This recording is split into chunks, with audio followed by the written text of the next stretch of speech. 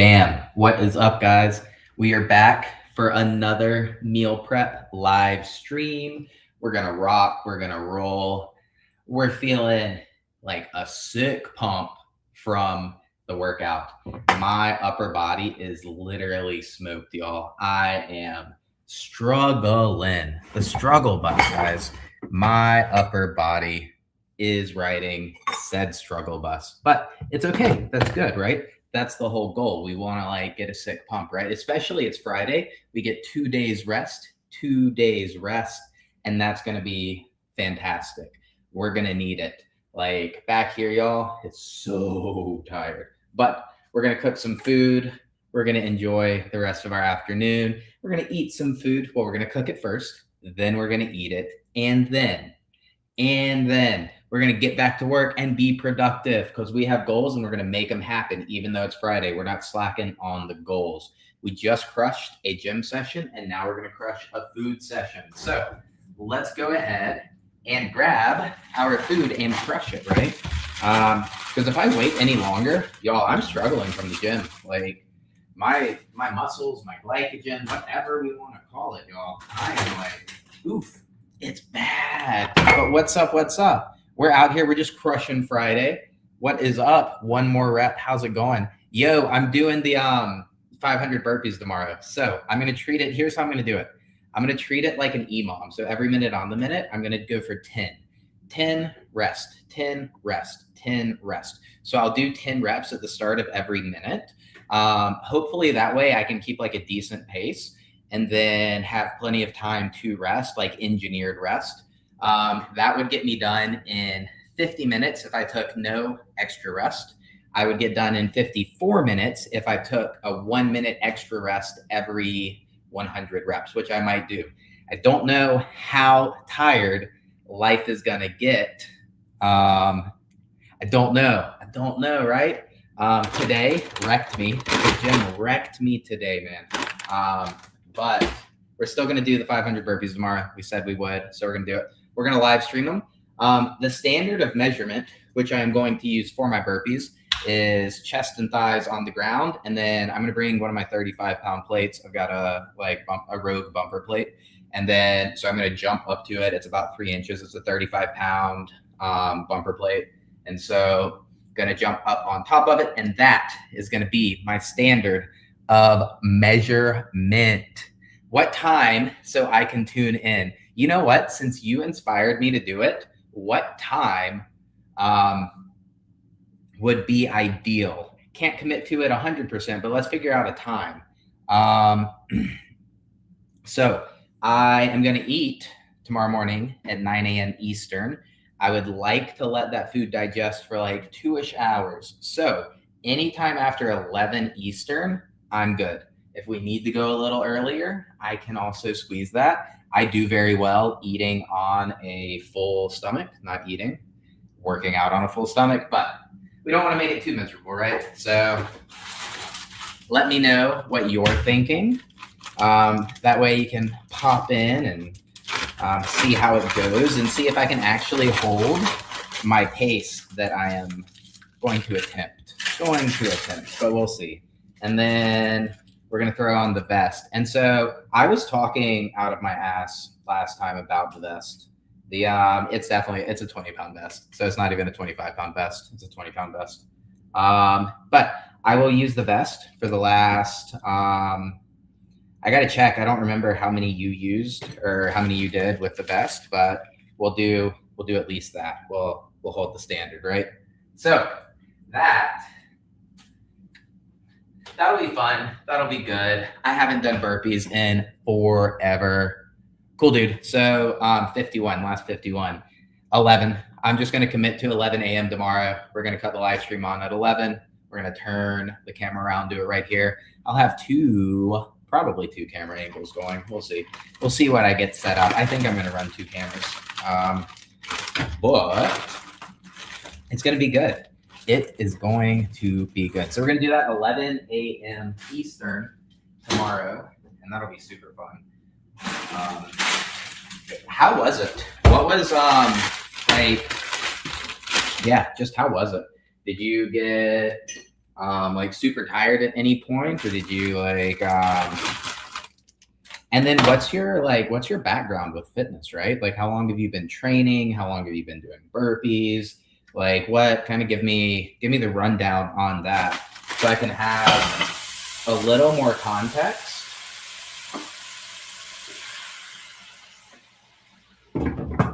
to your time, your experience, your feelings, and then we can continue to game plan my future experience and my future feelings. I don't know, 500 is just so many, right? Like it's mentally monotonous. Like how long is 500 going to go? You know, I don't know, but I do have a favor of everybody that's still tuned in. I have a group on School. Go check it out. You don't have to join it. I want to know why you wouldn't join it, because we've done a lot in terms of optimizing SEO. And so we're getting a lot of traffic. It shows you how much traffic you're getting versus how many people actually join. And today, in the last hour, we've gotten way more traffic than we got this entire week. And so, like I said, we've been doing a lot to optimize SEO and rank higher. So now we rank on page 1 on School Discovery for all weight related search terms. So weight loss, lose weight, how to lose weight, etc. But what's wrong with the about page and why am I not converting? I was chasing a 315 bench for about 6 months and went from 175 to 220 and then got bored and got into full calisthenics like a month ago. Dude, that's dope. What is full calisthenics? Give me the rundown on what you mean by that, because everybody means something a little bit different.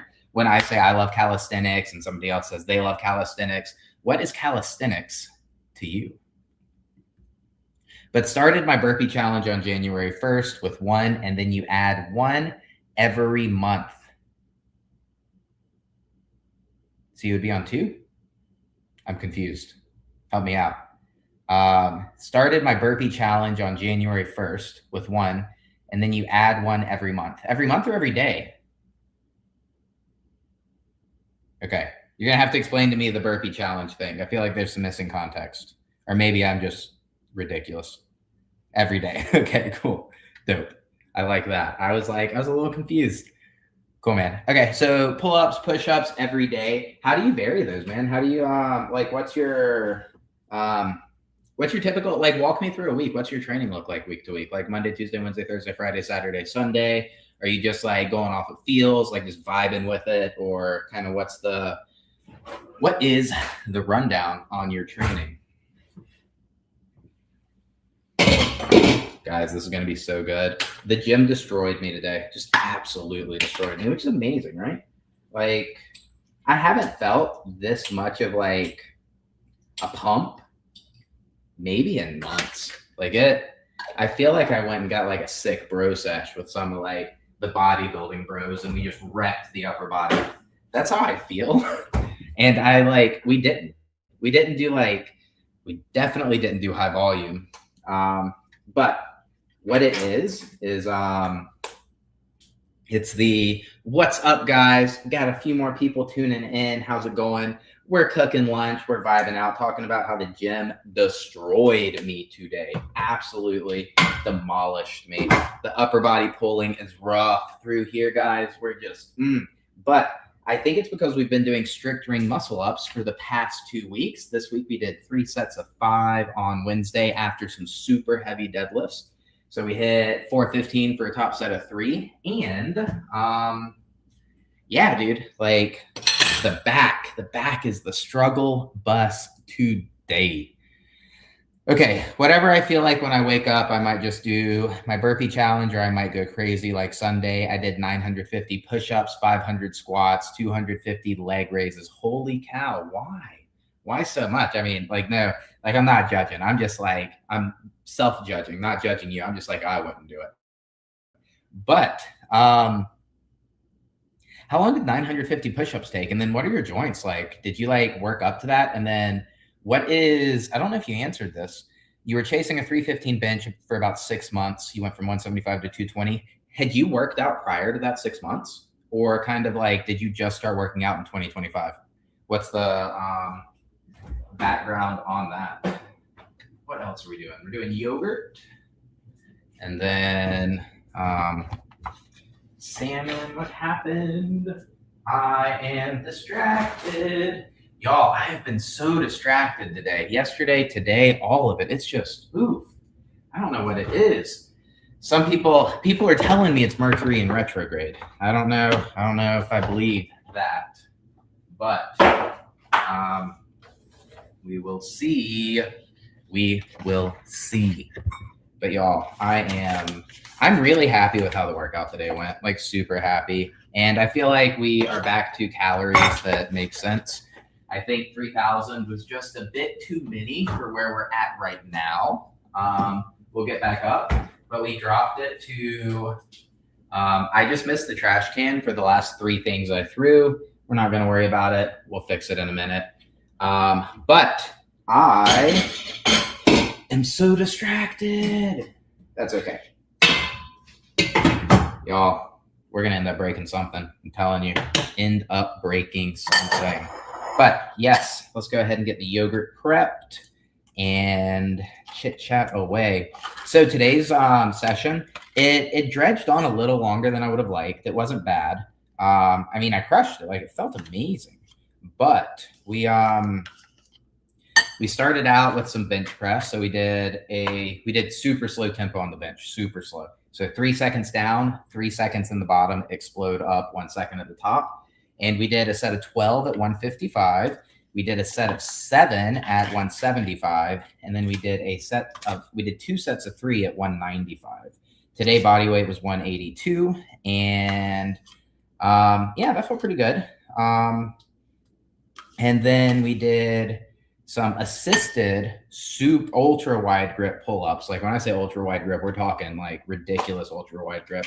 So we did 3 sets, but they're all drop sets. So like 40 pounds assisted, 50 pounds assisted, 60 pounds assisted, max reps. So AMRAP, AMRAP, AMRAP, just shake it out long enough to switch the weight and get right back up. So very little rest between those drop sets.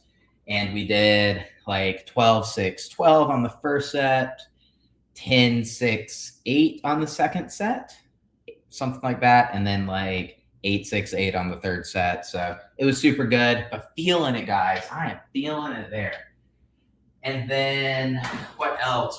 Oh, my favorite part of today, y'all. My favorite part. I love moving. I love breathing. That's like my cup of tea, right? Medium weight, high rep is definitely my preferred rep range on almost everything, especially if we've got to breathe. The lungs, guys, y'all, my aerobic capacity is very high. But what we did today was a 16-minute EMOM, so every minute on the minute. So minute 1, minute 2, we work at the start of every minute, and then if we finish before the next minute, we rest until the next minute. So it was a 16-minute EMOM, every minute on the minute, of 10 goblet squats. So we're holding an 85-pound dumbbell in the goblet position, using heels elevated to really drive the knees forward, make it super quad dominant. So 10 goblet squats at 85 pounds, then minute 2, 10 goblet walking lunges at 85 pounds. And we just rock and roll every minute doing that for 16 minutes. And it was glorious. It was so good, y'all. I loved it. It felt so good. Quad veins popping. It was fantastic. It really was. It was magical. And then we finished it off with 3 rounds of like a giant set of accessory work. So some plank to pikes, pike to planks, plank to pikes with the sliders. And some Russian twists, and then some cable face pulls, some more plank to pikes, some more Russian twists, and then bicep curls. We did 3 sets of that, and it was good, y'all. I'm crushed. Like, just like, it didn't steal my soul today. Like, I have energy, and I think you can hear it in my voice, but like, y'all, just the muscles, the local muscle fatigue. And I'm telling you, it's from introducing ring muscle ups the past 2 weeks. Like, it's also my biceps, y'all. I can feel my biceps, like the pump in them. And like, I haven't felt that recently. And so I'm telling you, it's these freaking strict muscle ups, these strict ring muscle ups, having to pull all the way deep and turn over. Guys, you wonder why the gymnasts have such big biceps and never do bicep curls? It is the ring muscle ups, guys. It's a slow journey. It's a slow process, but I'm telling you guys, we're on the mission to get freaking jacked. absolutely yoked, just huge. Okay, the 175 220 175 to 220 was body weight. The fuck me. The 175 to 220 was body weight. The bench went up to 285. Okay. And yes, I've lifted on and off for a few years, and I've run on and off for a few years. I do whatever I get interested in at the moment. Cool, man. If it vibes, it vibes. I do the physical stuff for the mental aspect more than the actual physical aspect. Joints are fine. I like endurance. Dude, I love that. So every time I fasted, except the most recent time, I've always done it for the mental clarity. It's wild, but like doing hard things is super cool. I like that. And what's your working out background? Were you always fat? Yes and no. So I was a yo-yoer. So in high school, growing up as a kid, I was not fat. I was regular. And then I played travel soccer, competitive soccer. We played classic, and then we won state, and then we moved up to challenge. So we were in South Carolina. That was like the order of operations. So you've got rec, which sucks. You've got classic, and then challenge, and then premier. And so we played classic, won state, moved up to challenge, got murdered in challenge. And so that was my background. As everybody on my soccer team started to hit puberty and grow and mature, they all started to get abs, and I never did. And so obviously that's a huge hit to the self-esteem, right? But that was like, I would say I became like obsessed with the idea and became very self-conscious. So then I went to boarding school. It was a bad boarding school, not like a cool boarding school. Don't get me wrong. It's where like the Netflix documentary, if you've never seen it, The Program, Cons, Colts, and Kidnapping. I went to a place like that. I got kidnapped. I got transported. Your parents hire transport agents to get you in the middle of the night and take you to the place, because basically you don't know you're going. So when they do the intake, they basically like tell your parents like, hey, he's a high risk. When you tell him, he's going to freak out. And they recommend transport agents, which is ridiculous, right? Just absolutely ridiculous. But different time. It was a different time, right? And so when I was there, I got really, really fat, obviously super depressed. Like we had to, when we would get in trouble, we would have to work community service hours in orange jumpsuits. And so like cussing was 4 hours, and then leaving a bath towel on the floor was 8 hours. If we got caught smoking like a cigarette the first time, it was 8 hours. Second time was 12. Third time was restriction 1, etc. If you were bad enough, you might get kicked out and go to wilderness. So we were like a step up from wilderness camp. If you've ever heard of wilderness, where you go, they put you in the freaking middle of the woods. It's wild. What a life. But yeah, so I got fat when I was there. So I went when I was 15. I got out when I was 17. I was there for 14 months. And I got very, very fat there. And so I struggled with weight on and off from then on out. I went to college in the fall of 2013, very drunk, very high, partied 24/7, gained even more weight. I got fatter, more unhealthy. I failed out of college. So I got academically suspended for 2 semesters because of my GPA. We officially withdrew, told mom and dad it was a disaster. Trust me, it was bad. And then that was when I got introduced to working out for the first time. So bringing it back to the question, work out. No, the answer is, well, oh yeah. Sorry. Yes, I lose recollection of the stories. So if I forget, remind me. Yes, they did. They put me on Seroquel. So that's like heavy stuff, like super heavy stuff. And like the antipsychotics. Like I got put on multiple antipsychotics, like not just like depression med. Yeah, man. So like Seroquel, Paxil, all that stuff. And then anyway, so fell out of college and first time introduced to fitness. I start looking at calisthenics on YouTube, and all of a sudden it's like very recent to 2012, right? Like it's like January of 2014, December of 2013. And so like the 2012 Netflix doc or YouTube documentary of CrossFit, like Fittest on Earth, had just came out. And like, yes, like I was like, these dudes are, because remember, I started down the calisthenics rabbit hole. I really liked the aesthetics. I really liked the ability to do calisthenics. But then I saw these CrossFit dudes, especially 2012 CrossFit, like they're freaking jacked, man. Absolutely just amazing. And then I was like, I'm going to find a CrossFit gym. So I did. And that's where I got introduced to fitness. So on about a 2-year journey, we started to lose weight, but we never got extra lean. But we definitely like started working out. We lost a lot of weight, and we kind of settled in around the high 200s. So again, right now I'm like 182. So high 200s, that was the experience. And then I'm in college, and so I'm like off and on, like yo-yoing, right? Because I don't have it together up here. Like I'm a mess. Like I've been a mess since I was 8 years old, and I didn't become not a mess until I was 30 years old. So I would say like June of 2025 was really when things changed. Like something drastically disgusting happened in my life. Like just ask, like, and I haven't shared it publicly, so I don't know that I'm going to share it publicly. But like just absolutely terrible life event happened on June, like the first week of June, like 3 days in a row, just terrible 3 days in a row, like worst case scenario.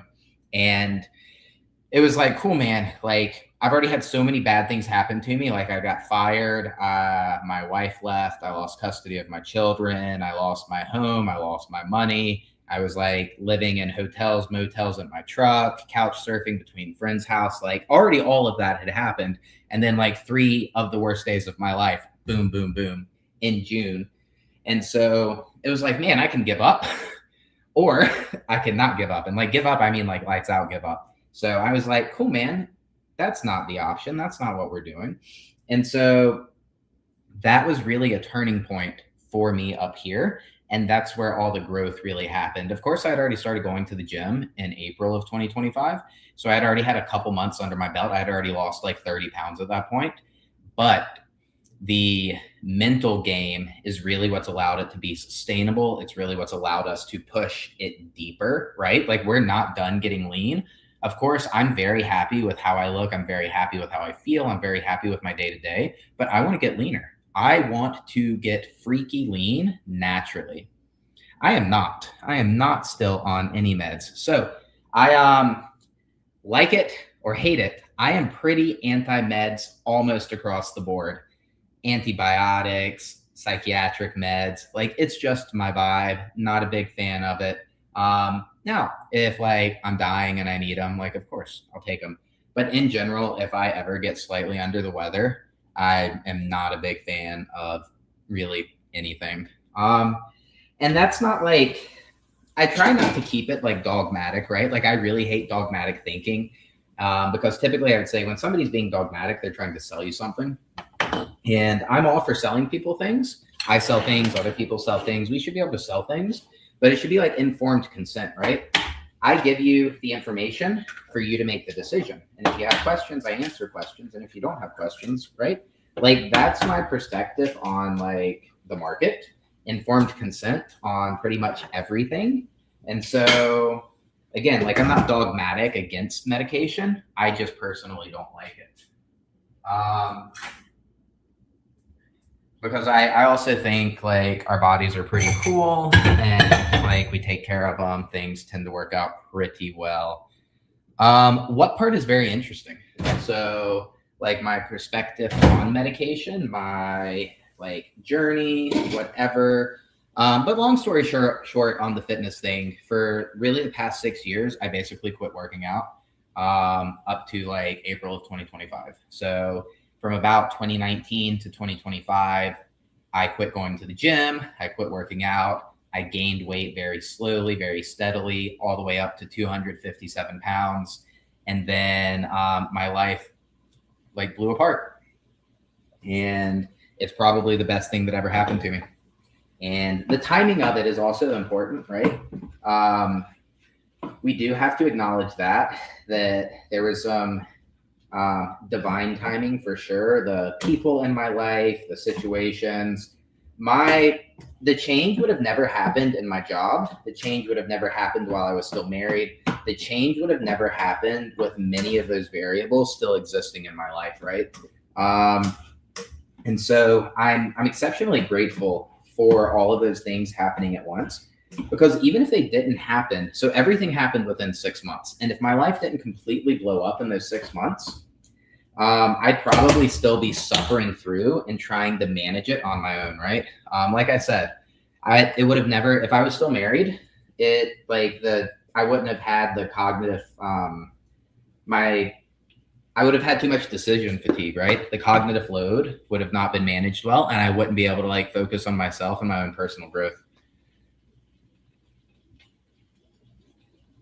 I think your confidence combined with your ability to communicate is interesting. I need a little context on that because what is that a good thing? Like, is that a bad thing? I'm reading it as a good thing. I'm not going to be offended either way, but I am curious what you mean by that. And I'm also curious where you say that from. So what is it? So if it's a good thing.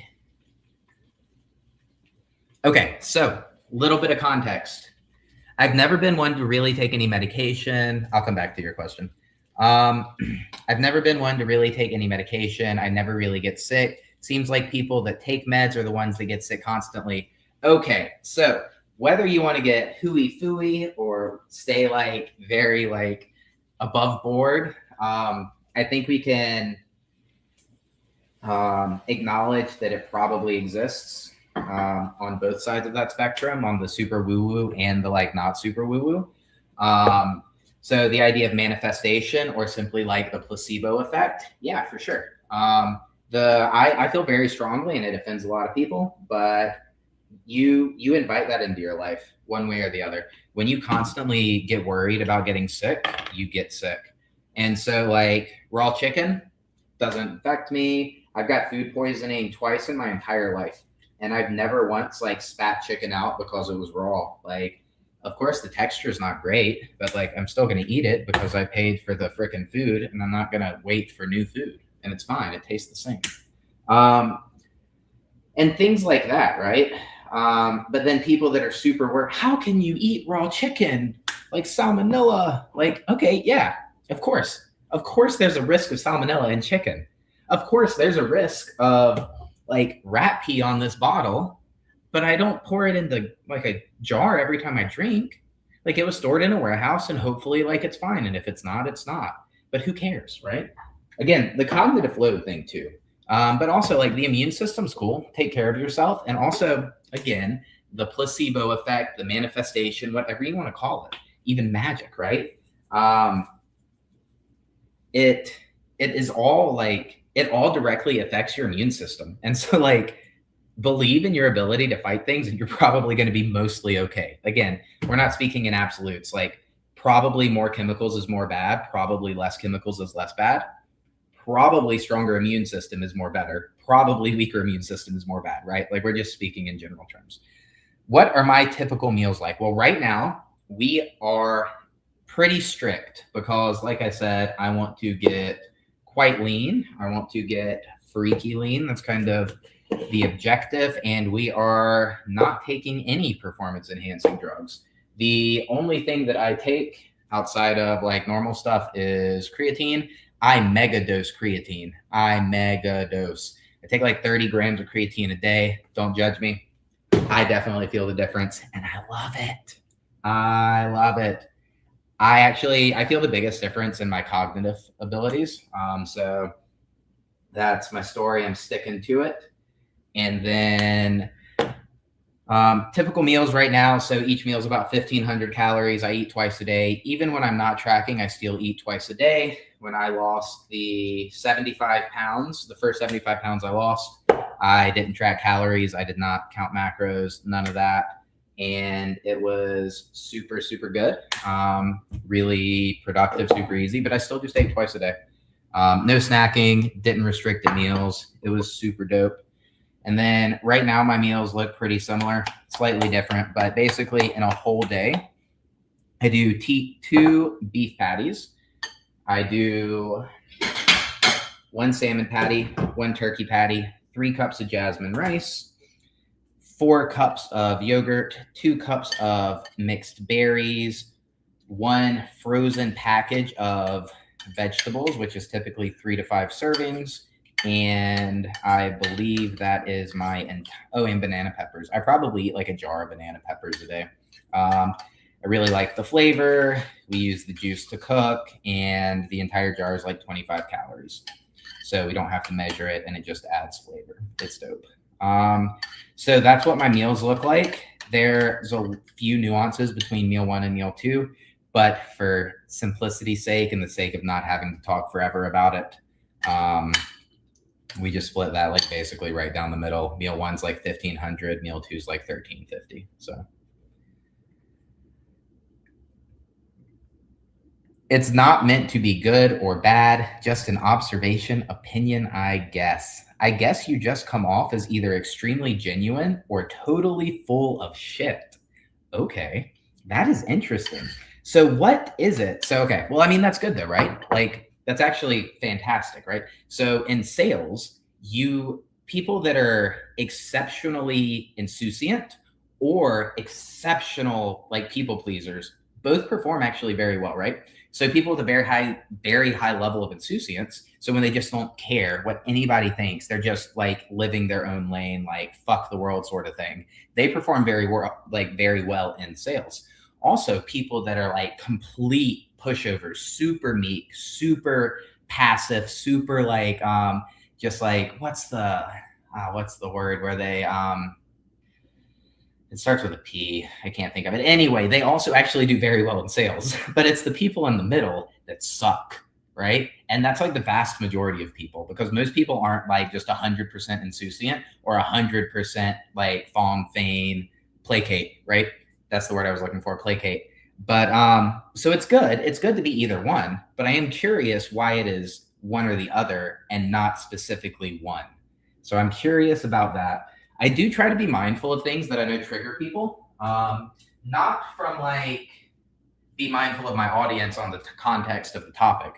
Like I'm going to be honest about the context of the topic, but what I mean is like word choice. And so I typically speak in like second person plural. So we is less triggering than I. And then I also tend to, I attempt to not use super complicated words because it triggers people and it makes people like trust you less and it makes you seem less intelligent actually. And so I try to be very mindful of things like that. So I wonder, I'm not saying I do a good job of it, but I do try to like be mindful of those things. And so I'm curious if those are the things you're picking up on or like what exactly it is. Although I have developed an allergy to most fruits and vegetables in my adult life, so I stick to mainly meat and a few carbs. That sucks. That's rough. And why? Like, do you know why that happened? Like, what's the deal on that? And then, yeah, I'm curious. Like, what's going on there? That's unfortunate, the allergy thing. So, guys, I don't know. We used like way too much cayenne pepper on this one today. Maybe. I think I want to add a little salt to this because like something, or maybe some more mustard. Like something ain't right. Something ain't right. Let me see. Let me see what's going on with the flavor.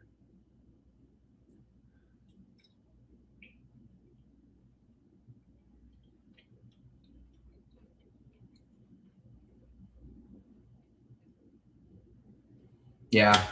I don't know. Something's off. We'll do a little mustard, but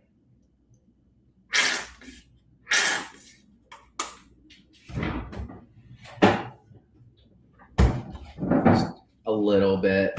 Get this going. Yeah, we can already smell that mustard. It smells better. But I wonder what. Maybe I use too much cumin or too much nutmeg. I normally don't add a second round of cumin, so maybe it's the cumin. I don't know, man. I don't know. But let's see. It does suck. Like I can't be in the house when my girl cuts a watermelon. It's an allergy to some pollen. What is with you guys? Doesn't your girl have the latex allergy? Like, did y'all meet in the allergy clinic? Like in the waiting room? Like, oh hey, what's up? I don't know you, so I won't make a judgment. Would you consider yourself genuine? Yes and no. So I very much appreciate genuine connections. Also, let me back up. Everybody makes judgments, and I'm personally very comfortable with people casting judgment on me. So it would never be offensive, and I would never think less of you for a judgment, because everybody judges, and we have to make judgments in order to like select safe, unsafe, right? So, like in cognitive behavioral therapy, when we break it down to like the broadest of heuristics, we've got safe, unsafe, two boxes, everything fits. Every decision, every thought, every process that ever passes through us either falls into one of those two categories. Safe, unsafe, biological imperative, let's not die. Is this safe? Is this unsafe? Right? We have to make judgments in order to build those categories. Now, the judgment itself isn't the issue. It's when we start to be like aggressive and violate others' personal bubbles that is when I will start to make judgments about your character, right? When you start to affect other people directly, not indirectly. So not like I cuss and that offends you, like that you just don't have to listen to me, right? But when I start like calling you out for character traits or calling you out for the way you look or things like that, those are different. So just observational judgments certainly don't have a problem with it. Now, second part of your question, would you consider yourself genuine? In my heart and in my soul, absolutely. In my public presence, I struggle with that. And I am currently working on that. That's like the mission, right? I was like an overcorrected dog. So we shared a little bit about the boarding school and how bad that actually was. And so growing up, I was a difficult child, of course. Same thing as like my dog. My dog is a difficult dog. She's a very cool dog. She's a high performance dog, but she is a difficult dog to handle. If you are a competent dog handler, easy dog, very transferable. If you're competent, I can give her to anybody and she wouldn't care about me. She wouldn't even think twice. But she's a very willful, very stubborn, very smart dog, and it makes her very difficult to handle if you're not a confident and competent trainer. Now, if you placed her into the hands of somebody who is a non-competent dog handler or a dog trainer, what you're going to get is heavy-handed overcorrections because they're not going to know how to drive dog, right? And so they're going to heavy-handedly overcorrect because they don't know better. They don't know any different. It's heavy-handed corrections. So leash pressure, corrections, e-collar, shock collar, prong collar, dominant collar, whatever the tool they're using is going to be heavy-handed overcorrections. Now dog's going to get really pissed, right? Because she's a confident dog. She is not the type of dog that backs down. She's going to redirect back up leash. And so now you're going to have a dog that is now like handler aggressive because you're an idiot handler. Not an idiot handler. You just weren't prepared for the dog. You shouldn't have got that dog. You should have gotten a doodle, not that dog, right? And so in that is a good analogy for how I was raised. I was inherently a difficult child. My genetics are tough. My personality is tough. My mother is also a very, very strong-willed person. And so obviously I mimicked a lot of that behavior. And so then we butt heads because I started mimicking the strongest character traits of her because she's the primary caretaker. I started emulating and mimicking her as my like sense of self started to develop. And therein lies the issue. She gave the smackdown. She didn't like it. And so now I'm an overcorrected dog, but my personality is like I have to break out. I have to escape. I have to be free. Like I want my autonomy. I want my independence. And now we're butting heads 24/7. So in that, though we were very like back and forth, my mother ultimately was the dominant one. She obviously obviously head of household, dominant personality, also parent child, obviously as a minor, like how much can I really do? How much can I really break free? And so my entire life was overcorrection, and it really affected my ability to perform and function in society. And so for a very, very, very long time in society, in public, I was a very shallow shell of a person. Not only was I not confident in public, but anytime I had to exist and not let somebody push me over, I became very mean, very rude, very angry, very cocky, all of these things that are just not conducive to public relationships, to interpersonal relationships. And so I had a very hard time existing in public. I mean, anybody that I ever worked with would have told you like, woof, it's rough, man. It's rough. So I do think I am and believe that I am a very genuine person. in the heart and soul. And I am working on making that congruent with my external like version of myself. And some of that is like explorative, and even being here on the live stream on YouTube, sharing things that I've never shared, things that, as an example, like sleeping in my car while I was working in 2025, nobody knew. I like just nobody knew. I didn't sleep in my car every night, like maybe 10 times, but I didn't have a place. I didn't have a home, right? I didn't even like now I live in an apartment. Like I've got a lease. I'm in an apartment. It's dope. It's nice. Like I'm very happy with where I'm at now. But I was so ashamed, and not only ashamed, but lacked the humility to even think it was acceptable. Like I was, yeah, like I was judging others in similar situations and judging myself, right? And so things like that. But anyway, I only eat meat and eggs and dairy. I eat a lot of dairy. I eat a lot of eggs. I eat a lot of meat, but I also eat a decent amount of carbs because we got to feel good, right? Got to feel good, look good, all of that. How did I lose my weight? I know it's been a long time since you asked that question, but I got to you eventually. So I changed two big things. The biggest two things that I changed started in April of 2025. So I hit my heaviest in March of 2025, 257 pounds and some change. My lightest weigh-in to date is 173. We're currently at about 182. This morning was at 182.1, I believe. Very comfy with where we're at right now. We look good. We feel good. The ultimate goal is to always continue to get leaner. I want to get leaner, but right now we're in a maintenance, main gain. I like that. I believe in that. Like I believe in Santa Claus. I believe in main gain, but whatever. I did not use GLP-1s. So two things I did. So I had a really bad experience with steroids when I was 21 years old. So bought steroids from a guy at the gym, and that did not go well. I injected directly into a vein, which is very hard to do, in your butt.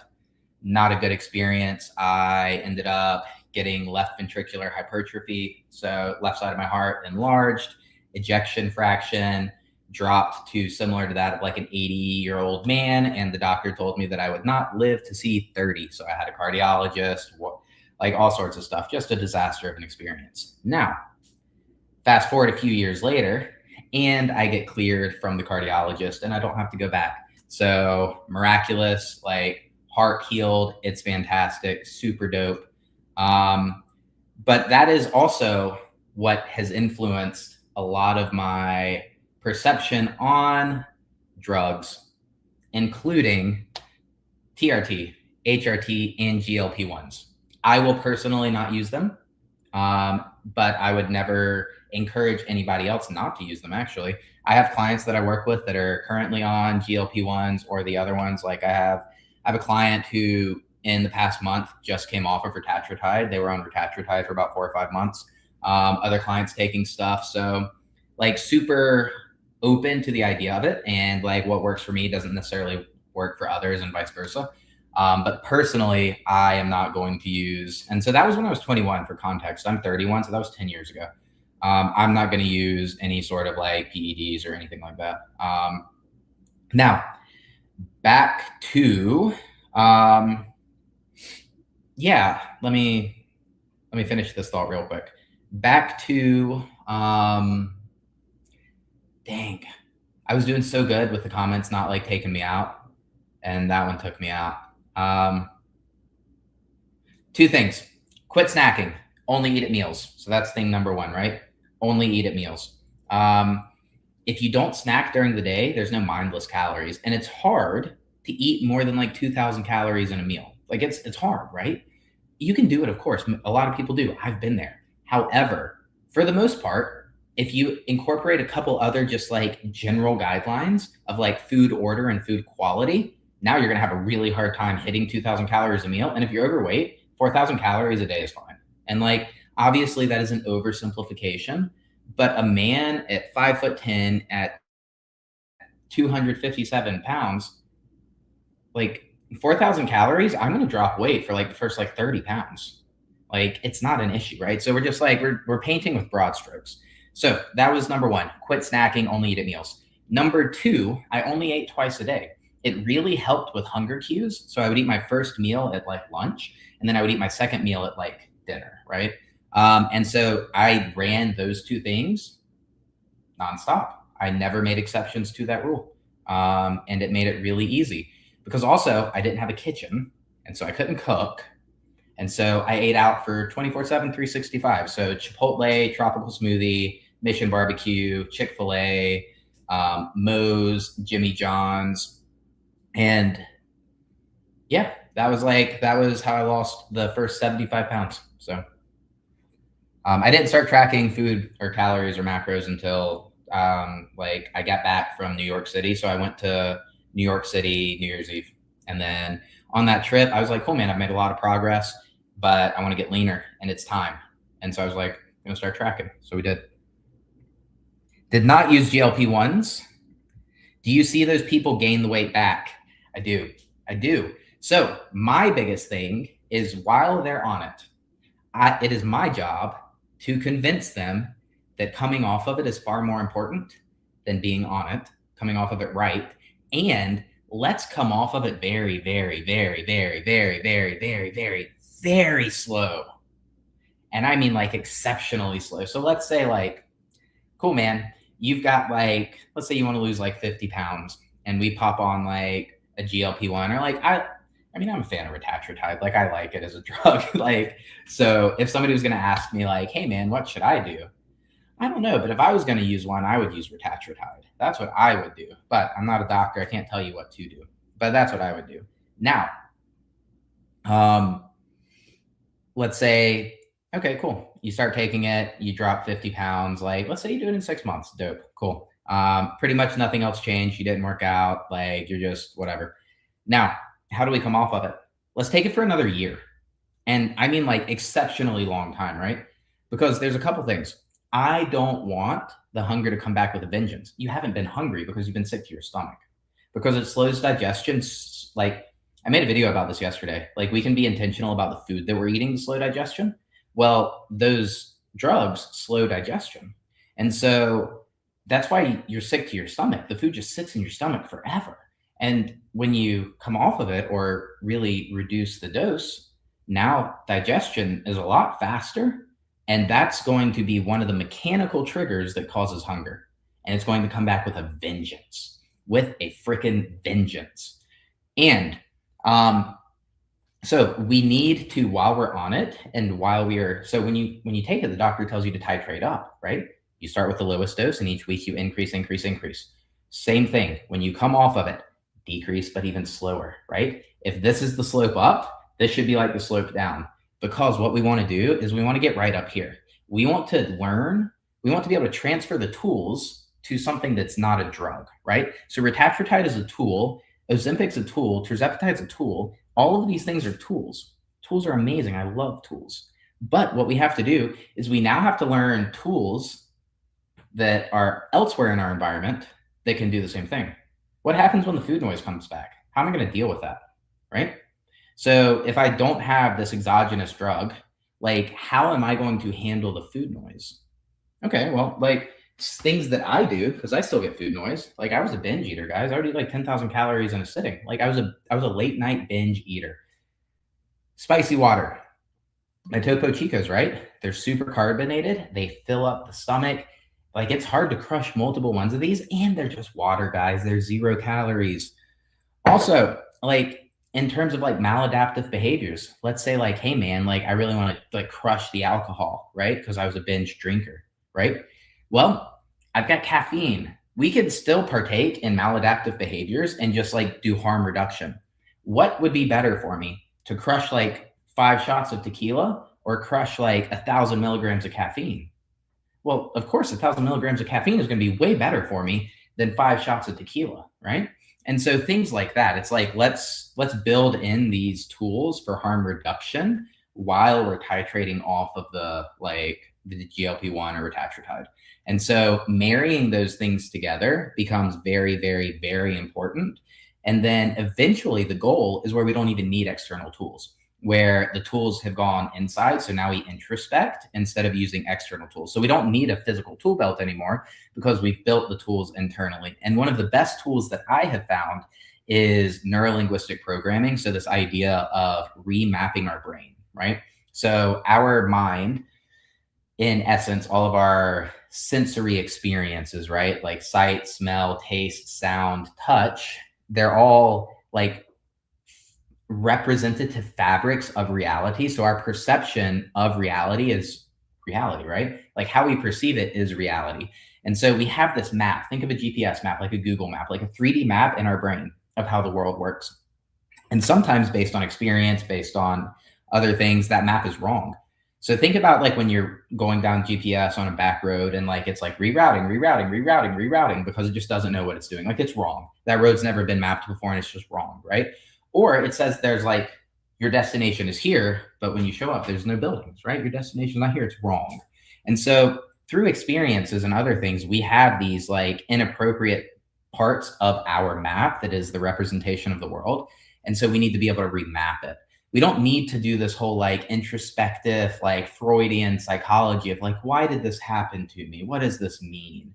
Moreover, it should just be like, how do we remap it? And so that's neurolinguistic programming, is like, how can we take these modalities, which are your 5 senses, and the submodalities, which are subcategories of these senses. So like, for instance, in sight, sight's a modality, and the submodalities of sight would be, do our memories, the visual memories, do they exist in still pictures? Do they exist in motion pictures? Are they in black and white? Are they in color? Is the color representative of life, or is it a little duller? Is the white balance brought up? Is it oversaturated? Is it over contrasted? Does it have a black outline around it? Does it have a white outline around it? Does it have a blue outline around it? Are you watching it in first person? So you're like first person user. Are you watching it in third person from like an out of body experience? And so all of these are submodalities of our visual memory. And so what we can do to affect our emotions, we can actually just retune the memory, right? So what we can do, one thing that I found really useful, especially in day to day, if something like bad crosses my path during the day, I just take it in the memory and I shrink it down, and I like, it's a meditative practice, right? And I shrink it down to as small as it can get to where I can't see it. I have to squint to see it.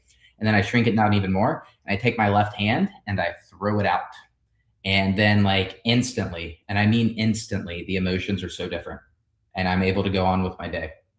And so tools like that, internal tools, to where I don't have to go get the Topo Chico, or I don't have to get the caffeine. And so things of that nature are super, super, super, super, super important to have built in to our environment. So long story short, because that was a freaking tangent, guys. That was a freaking tangent. But long story short, that's how you come off of those things. Super long experience, because it takes like, guys, it's hard. And you don't want to gain the weight back, right? Like, you just don't want to gain the weight back. Weight gain, how did you lose it? I just said how I lost it. I literally went through that whole story. April 2025 to December 2025, I quit snacking and I only ate twice a day. And other than that, I just worked out like 3 times a week. Super simple. I didn't track calories, did not track macros. I ate 2 meals a day and did not consume any calories outside of those 2 meals a day. We lost like 20-ish pounds month 1, 20-ish pounds month 2, and easy peasy, lemon squeezy. Yeah, dude, I'm not like offended, just running back through it. But yeah, y'all, I'm hungry.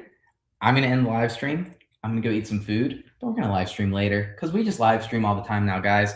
It is, so far, we've been putting a lot of effort into social media, and it is so far the highest return on investment activity that I have found out of all social media. My like social media presence is not fantastic. Like, I'm not a wizard yet. We're gonna get there. We're gonna figure it out, because we're relentless and we persevere. But like, I've had a few Instagram reels do like 60,000, 40,000, like each one generated like 100 to 200 new followers, whatever, but still not as high of a return on investment as this. And so we're going to continue to try and refine everything. But the live streaming, guys, the live streaming seems to be the highest return on investment. Now, I've got a favor, a huge favor. I am working so hard on my SEO and my conversion on my school group. And so in the last week, we figured out how we've gotten like we've optimized SEO. So we rank on page one on the school platform for almost every weight loss term. So like weight loss, lose weight, how to lose weight fast, lose weight this, right? Okay. We're SEO optimized on the school platform. But, and that's super obvious through just sheer visits of the platform today. But the conversions are still super low. I want you guys to go look at it. You don't have to join it. I would encourage you to join it, but you don't have to join it. But let me know, like, what is it on the about page that like is not appetizing? If you wanted to lose weight and you went and looked at it, what's keeping you from joining the group? It's free. It's a free group. So what's keeping people from joining? Because I want to help as many people as possible, right? Like I want to continue to add value to as many people as possible. My ultimate goal is to add value to people that allows them to pursue meaningful change. I had completely lost hope, completely lost hope. I had zero hope. I had given up on life. And I mean that very seriously and from like the deepest part of my heart. And that's a sad place to be. And I know I'm not the only person there. And that is why, because I've made it to the other side, I want to help people affect change. They are the agent of change in their life, but I want to be the inspiration, the hope that allows them to believe that there is the ability to make that change. And so if now we haven't totally solved, but we have improved to a significant extent the traffic problem, driving traffic to the page.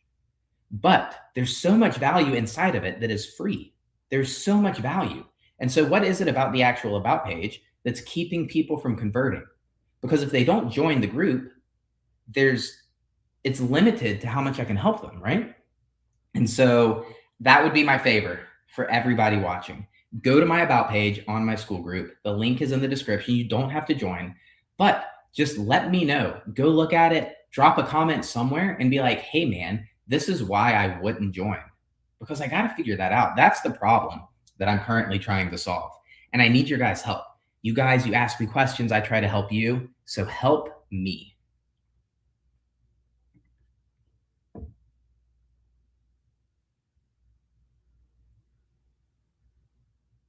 Yeah, no, you don't have to join it. But do you think that, like you specifically, of course, nobody has to join it, but do you think, like, here's the thing, if people, I don't know what traffic source they're coming from right now, but it's an external source. And so my question is like, do you think that's the reason that most people aren't, that it's the account thing? It's like, oh, I have to give my email and create an account. Do you think that's the barrier to entry? I wonder, because like, I don't know. But the other thing too is if you really wanted to lose weight, if you really wanted to make the change, how hard is it to make an account? And this isn't back on you. This isn't I'm not casting judgment on you. Really, I'm just thinking out loud, right? Like just trying to brainstorm out loud, because I want to make it as easy as possible for people, right? Like I do want the barrier to entry to be very low. Of course, I've got things that I'm going to sell for money. I have things available to sell for money right now. But I also want the value proposition to be astronomically high in the free group, right? I want everybody who joins it for free that either chooses to not spend more money or can't afford to spend more money. I want them to be able to meaningfully make change. I want to help people at every step of the way. And so learning how to solve that problem and lower the barrier to entry is really important. So let's keep brainstorming, but I am going to end it now because I'm so hungry, guys. I'm so hungry. I got done working out 2 hours ago. And so I'm going to eat some food. I'm going to call my kids. We're going to chit chat, have a good time. And like, that is it. So I'll be back later. I'll see you guys later. I appreciate this one. It was a solid live stream. So good night, good afternoon. Enjoy your Friday. If you're going out, go out, have fun, be safe. I'm not going out though. We got goals. We're going to eat and then we're going to get right back to work because we are relentless and we are pursuing them without any, I couldn't think of the right word, but we're pursuing our goals and we're not going to fail. So probably likely because once you sign up, you never know how many emails you will get. Enjoy, brother. Cool, man. I will see you guys later. Have a good afternoon. Peace.